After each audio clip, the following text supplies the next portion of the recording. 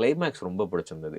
ஒரு ஆடியன்ஸ வந்து டைரக்டரோட பெர்ஸ்பெக்டிவ் ஒரு பக்கம் இருந்தாலும், ஆடியன்ஸ் வந்து சீரியஸாவும் இருக்கக்கூடாது. அவன் சிரிக்கவும் செய்யணும். கண்டிப்பா அத யோசிச்சு தானே பண்ணியிருப்பீங்க. Yeah, கரெக்ட் தானே? yeah. அது எப்படி அந்த ஐடியாலஜி ஏன் வந்துச்சு? ஏன்னா, அவன வந்து கடைசியா அந்த சீன்ல வந்து அழ வச்சுக்கிட்டே போயிருக்கலாம்.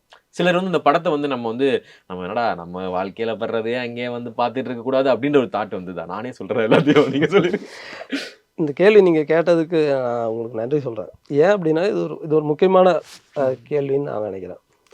இது காமெடி படம்னு முடிவு பண்ணிட்டோம். இந்த படத்த காமெடியா தான் ட்ரீட் பண்ண போறோங்கிறது அ ராஜேஷும் நானும் ஆரம்பத்திலேயே முடிவு செஞ்சுட்டோம். ஆனா கிளைமேக்ஸ் அப்படிங்கும்போது, கிளைமேக்ஸ்ல அந்த வீட்ல அவங்க பேசுறாங்க இல்லையா? அதுதான் ஆக்சுவல் கிளைமேக்ஸ். ஓகே. அதோட நின்னுடும் முடிஞ்சிரும் கதை.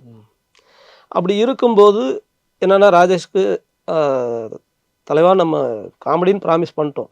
படம் ஹேப்பியா முடியணும். எல்லாரும் சந்தோஷமா சிரிச்சு, ஒரு மகிழ்ச்சியா தான் தியேட்டர விட்டு வெளிய வரணும். அப்படிங்கிறத அவரு சொல்றாரு. ஓகே சரி அப்படி பண்ணலாம். அப்ப என்ன பண்ணலாம்? அப்படின்னு முடிவு பண்ணும்போது, நம்ம இன்ஸ்பிரேஷன்ஸ் இருக்காங்க. இப்போ பாக்யராஜ் சாரோ, கமல்ஹாசனோ அவங்களோட இன்ஸ்பிரேஷன்ஸ் இருக்கு.